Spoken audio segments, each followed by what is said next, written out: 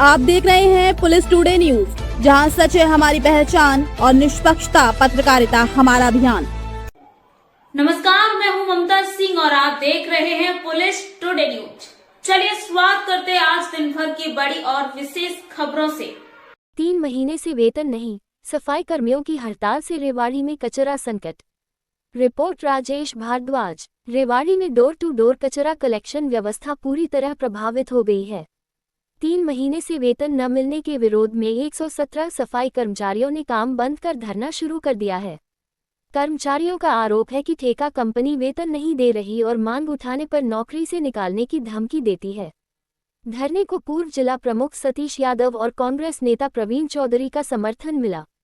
शहर में जगह जगह कचरे के ढेर लग गए हैं, जबकि राव तुलाराम पार्क के सामने डंपिंग यार्ड से उठ रही दुर्गंध से लोगों को भारी परेशानी का सामना करना पड़ रहा है। कर्मचारियों ने साफ कहा है कि बकाया वेतन मिलने तक आंदोलन और कार्य बहिष्कार जारी रहेगा। मैं और किस वजह से आप धरने पर बैठे हैं? जी, मेरा नाम राकेश है। मैं डोर टू डोर कर्मचारी हूँ और मैं यहाँ पे हड़ताल पे बैठे हुए हैं हम सभी भाई, और हमारी सैलरी नहीं दी गई 3 महीने से, और इनसे रात को 9-9 बजे तक काम लिया गया है, जिसमें फिर भी कोई सैलरी नहीं और कुछ नहीं, सिर्फ झूठे वादे मिलते हैं। कहीं भी गए हैं वहाँ यही बात हुई है, अब 2 दिन दे दो, 10 दिन दे दो, डल जाएगी। लेकिन जी अभी तक 3 महीने हो गए, ये तो हर कोई जाने। 3 महीने तक एक आदमी एक सैलरी पे डिपेंड रहने वाला, वो 3 महीने में कैसे गुजारा करेगा? स्कूल के बच्चों की पढ़ाई, ये लिखाई, सरकार कहती है बेटी बचाओ बेटी पढ़ाओ, तो पढ़ेंगे तो जब पहले पेट में कुछ होगा हमारे। कितने ये आपके कर्मचारी कितने लोग लगे हुए हैं टोटल? ये हमारे पास 117 के करीब आदमी है, जो ड्राइवर भी है, हेल्पर भी है। तो 117 परिवारों में कहीं ना कहीं चूल्हा नहीं जल रहा है? नहीं जल रहा जी, कई दिनों से बिल्कुल ठप पड़ा हुआ, सारे परेशान मजबूर होके जब धरने पे बैठे, नहीं तो धरने बैठने का कोई मतलब ही नहीं बनता।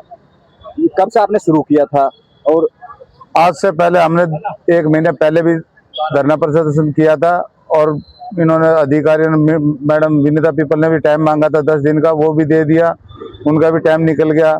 डीएमसी साहब ने मांगा था, उनका भी टाइम चला गया।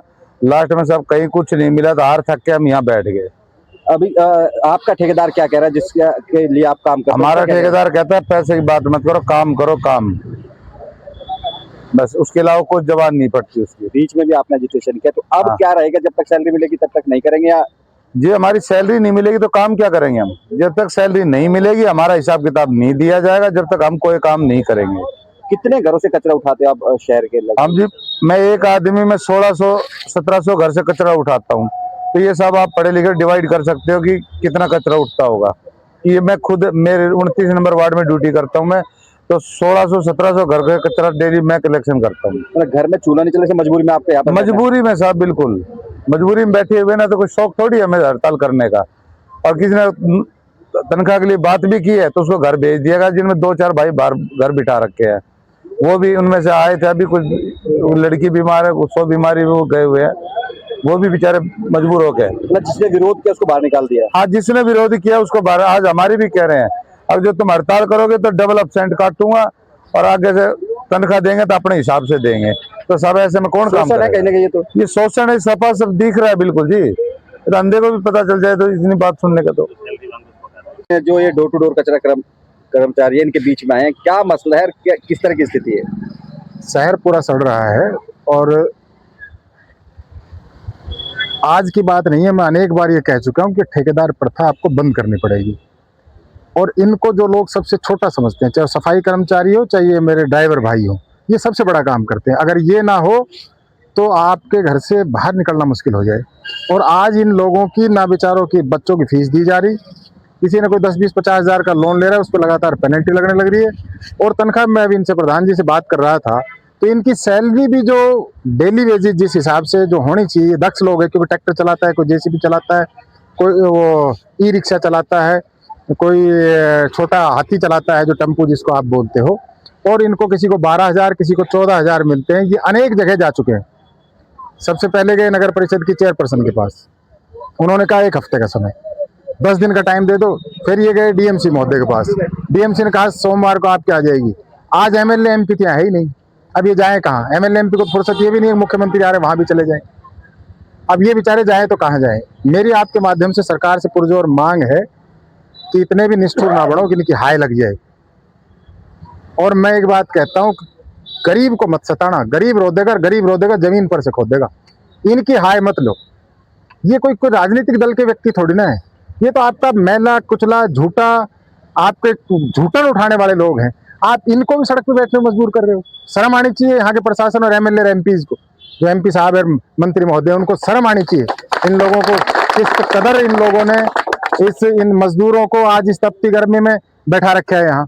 और थोड़े से दूर और जाओ ना, पार्क में, जो सामने पार्क है, कोई एक कोने में कोई सर्व कर्मचारी संघ बैठे है, दूसरे कोने में कोई और बैठे हैं। ऐसा लग रहा है जैसे रेवाड़ी में तो हड़ताल ही चल रही है। अव्यवस्था फिर बिगड़ गई, दावे तमाम किए गए चुनाव के दौरान कि अगली बार बीच में मैं आके बैठूंगा। राव साहब खुद कह रहे थे, एमपी साहब। राव साहब को स्टेज पे आने की फुर्सत नहीं मिली। मैं एक बार राव साहब के पास साथ गया, मैं काम की बात कर रहा हूँ मैं, क्योंकि मैंने चौटाला साहब के साथ बहुत लंबे समय राजनीति की। मैं राव इंद्रजीत सिंह पूछना कभी उनसे, आज चौटाला साहब तो इस दुनिया में नहीं है, भाई अभय सिंह है। मैं, भाई अभय सिंह और भाई राव इंद्रजीत सिंह, चारों हम थे। तो चौटाला साहब ने कही, राव साहब काम पता है कैसे होते हैं? बोले जो आपका केएमपी बना है, आपके इस इलाके के लिए बहुत बड़ी ये सौगात है सरकार की तरफ से। ये माननीय अटल बिहारी वाजपेयी की सरकार में इसकी एक तरह से शुरुआत हुई थी। बोला मैं पूरी तरह से चल नहीं पाता, बुजुर्ग हूँ, मैं फाइल लिए सीएम रहते हुए दफ्तर दफ्तर गया जब ये आपका केएमपी की सौगात लेके आया। और हमारे लोगों को यहाँ जो मैंने तो उनसे राजनीति सीखी, जो हमारे यहाँ खुद मुख्यमंत्री और केंद्रीय मंत्री चल के आ रहे हैं, उनसे अपने अहम की लड़ाई लड़ रहे हैं। और चौटाला साहब जो तो देवीलाल के प्रधानमंत्री के बेटे और जो हरियाणा के मुख्यमंत्री, उनमें अहंकार नहीं था, वो दफ्तर जाके लोगों को काम करा के ले। क्या अहंकार की वजह से लोगों को झेलना पड़ रहा है? निश्चित तौर पे आज वो कह रहे थे, अब सुन लो ना इनकी, चलो वहां स्टेज पे नहीं गए, वहां तो आपके इनके साथ तो आपका कोई अहंकार नहीं अड़ रहा, इनकी सुन लो, आके उनकी सुन लो जो पार्क में उधर बैठे हैं। इन लोगों की रेवाड़ी में सुनो से हालात क्या है। और वाकई में आप सोच के देखो, 120 के लगभग ये लोग हैं कि 120 घरों में कम से कम 2, 3, 4 मेंबर तो इनके होंगे। 500 लोगों को आपने यहाँ बैठा दिया दरीब।